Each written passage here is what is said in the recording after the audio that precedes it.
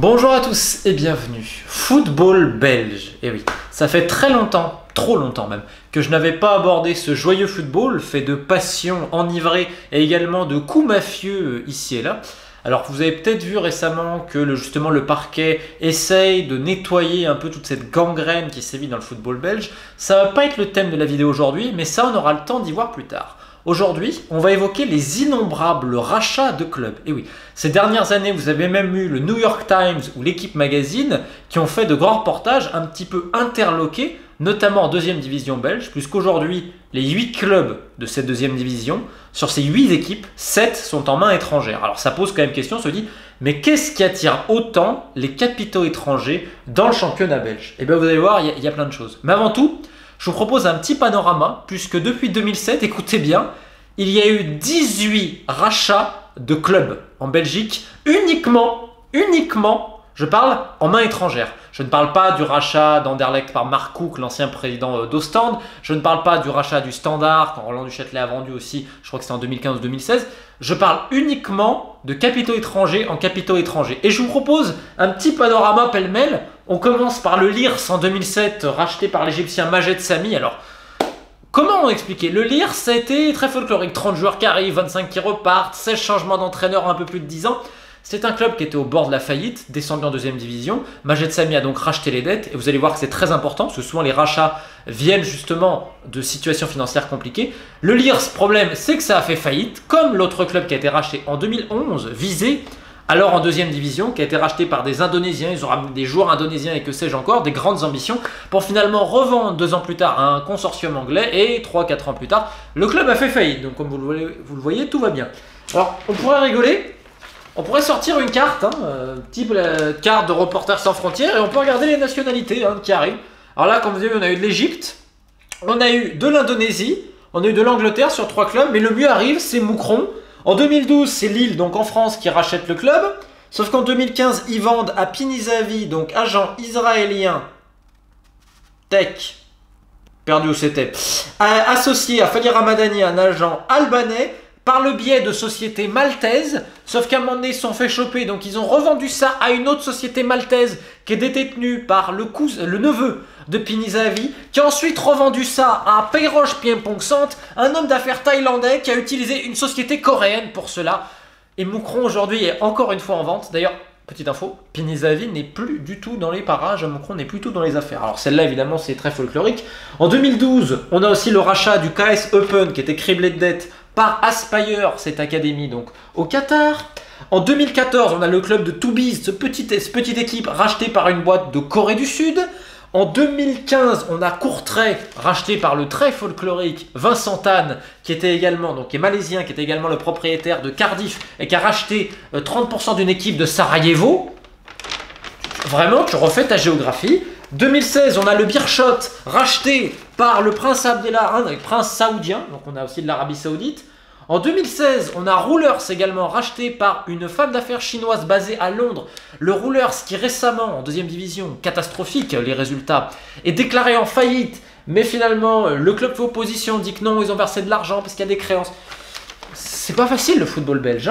2017, cette fois-ci, c'est Saint-Tron qui est racheté complètement par une entreprise japonaise, DMM.com. Donc honnêtement, je pourrais tracer des lignes. Comme vous le voyez, maintenant, c'est le Japon. Sachant qu'ils ont racheté les parts à Roland Duchâtelet, qui était l'ancien propriétaire du Standard, qui lui-même était parti notamment à Charlton. 2017, le Cercle de Bruges passe en main russe, et oui, par Dimitri Rebolobiev, le propriétaire de l'AS Monaco, club filial. En 2017 toujours, on a le club de Louvain qui est racheté par King Power, qui est une entreprise thaïlandaise qui gère le club de Leicester. En 2018, on a Tony Bloom, un Anglais qui est également le président de Brighton, qui va racheter l'Union Saint-Gilloise. C'est pas bien compliqué, avant l'Union Saint-Gilloise appartenait à un Allemand. Mais oui, tout va bien.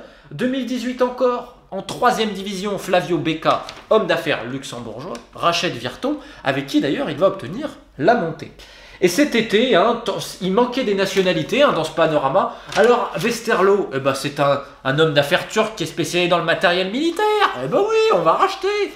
Et puis Lommel, qui est en 2e division, on va ramener Udi Šokatović, l'ancien avocat de Pinizavis, l'homme qui lui servait les cocktails au tout début, le neveu de Jakob Schaar, propriétaire du Maccabi Haïfa, donc cet avocat israélien qui maintenant n'est plus vraiment avocat, qui a une académie en Gambie, donc il y a un partenariat entre une académie de Gambie et Lommel, mais tout va bien. Et bien je crois qu'on a tout fait, je crois qu'on a fait les 18 rachats.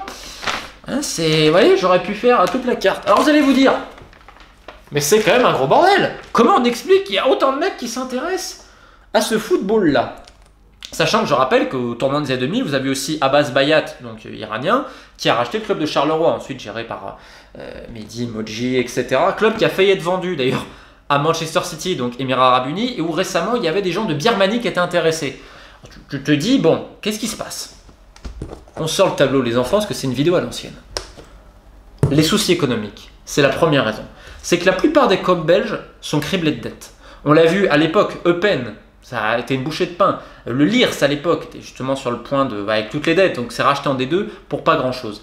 Et vu qu'il y a beaucoup de soucis économiques dans les clubs, qu'à chaque fois il y a un manque d'argent, ça fait que le prix est très attractif. Ça va pas être très très cher justement de racheter des clubs en Belgique. Et, normalement, il faut racheter un peu les dettes et pas grand chose de plus. Et vu que les propriétaires sont parfois désespérés, ils sont capables d'accepter toutes les solutions. Et c'est là où on se retrouve à viser avec les Indonésiens qui ensuite revendent à un groupe anglais, etc. et que ça termine en faillite.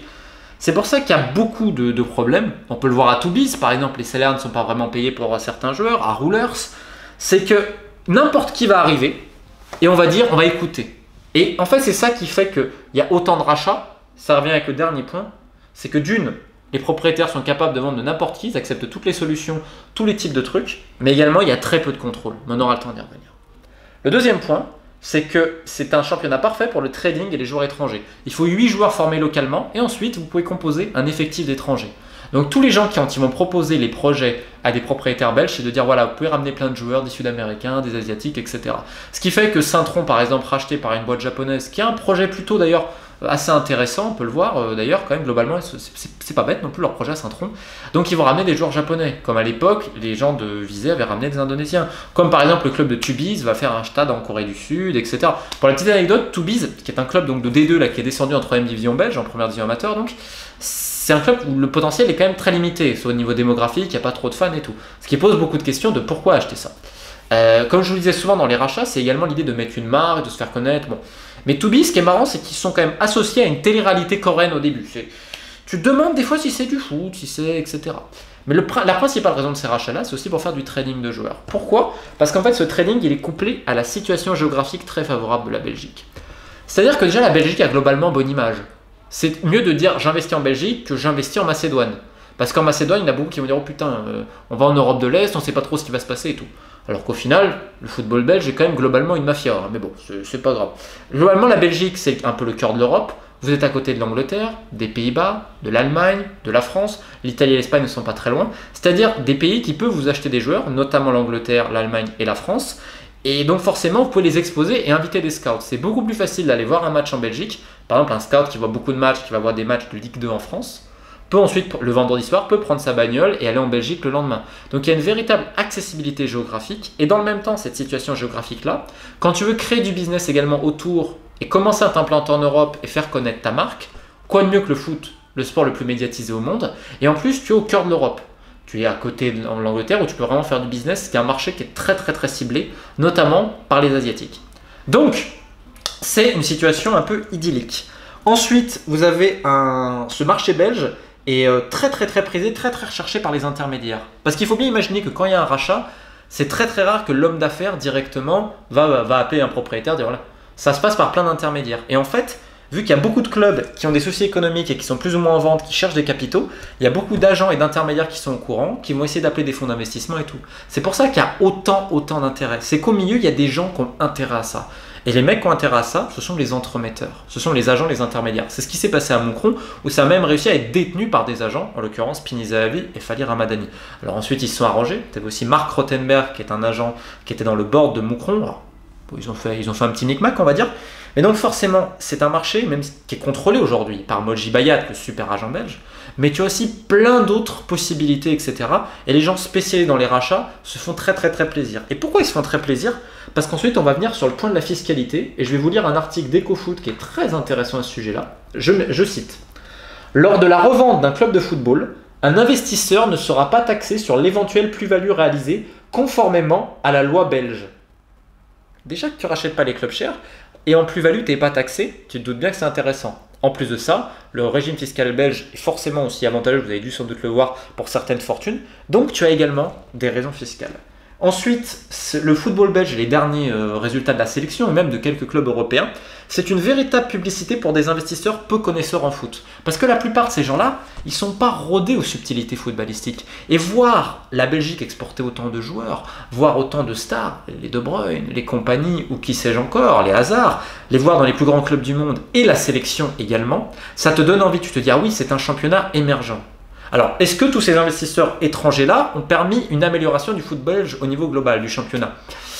Le débat reste à voir, je ne suis vraiment pas persuadé, notamment parce que la plupart de ces projets-là sont, on va dire, assez mal pensés, assez mal bossés, et ce sont des solutions sur le court terme. On voit d'ailleurs que la plupart aujourd'hui servent de club filial à des plus grosses équipes. On peut le voir donc à Eupen, c'est une garderie pour Aspire, donc, qui est ce centre de formation au Qatar, vous savez, notamment dans le projet 2022. D'ailleurs, Aspire a passé un contrat de 10 ans avec Eupen, de 2012 à 2022, on verra ce qui se passera après. Je rappelle qu'à l'époque de Manchester United avait un partenariat avec l'Antwerp pour ramener justement les joueurs prêtés là-bas. Et là vous avez donc pareil avec le Cercle de Bruges et Monaco, vous avez avec l'Union Saint-Gilloise qui a cette même chose. Et le Beerschot, donc maintenant, qui est détenu par ce prince saoudien qui vient également de racheter Sheffield United. Bref, comme vous le voyez, ça fait des véritables passerelles. Et Louvain, donc, qui est aussi en lien avec Leicester. Donc ça sert un petit peu d'entrechambre, de grenier, parce qu'on sait que le championnat belge est un bon tremplin, qui est vu, etc., qui peut permettre à des jeunes de venir et de prendre de l'expérience. Et aujourd'hui, le championnat belge a une réputation très flatteuse, qui est sans doute, selon mon avis, supérieure à son niveau réel. Mais ce que les gens savent, c'est comment la deuxième division française sont des championnats intéressants parce que tu as des talents individuels qui peuvent sortir. Et c'est ça qui va intéresser. C'est pas de construire une équipe, c'est de sortir 2-3 talents assez jeunes pour les revendre. On peut le voir avec Lille qui vient de racheter le Victor Charleroi, etc. Et enfin, le dernier point, c'est qu'il y a très peu de contrôle.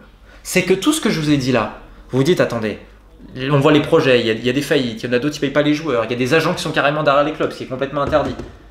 Et la police, elle fait quoi? Les autorités belges, elles font quoi? Alors là, aujourd'hui, c'est là où ça va être l'ouverture qui est intéressante, c'est que le parquet est justement en train de vraiment se bouger. Le Football Gate l'an passé, là encore de récentes mises en examen et autres. On va avoir le temps d'y revenir plus tard sur la chaîne, un épisode spécial. Donc est-ce que justement on va assister à un renouveau du football belge, à un côté un peu plus pur d'un football qui a été déjà bien gangréné à l'époque par l'affaire des matchs truqués, notamment à la Louvière?